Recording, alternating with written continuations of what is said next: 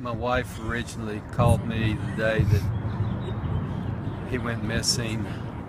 I was at work. It was about 1:30. I came down here because I knew this was the only area that if something had happened, he'd had a wreck or anything, that this would be the only place that he could go off where he might not be found. So I came and I walked this whole area for an hour looking for any brush that was broken, any trees that might be knocked over, any tire tracks, and didn't find anything.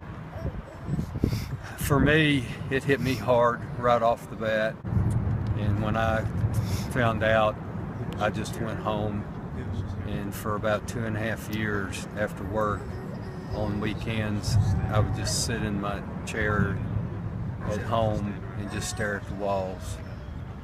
And I was depressed, I was sad.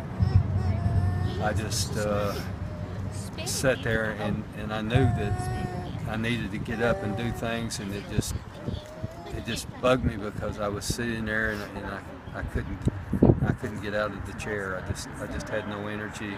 Some days I couldn't get out of bed. But after about 2.5 years, we started taking care of the grandchildren, my younger son's children, and that helped me tremendously, that now I had something that children that I needed to take care of, and that got me out of the chair. I finally said, God, I've just got to give it over to you. I can't solve this, but you know where he is.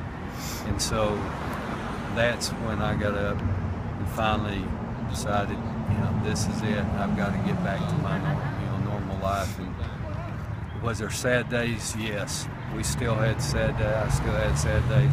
There were still some days that I'd have to call into work and say, I just can't make it today. But once I gave it over to God and said, you can handle it.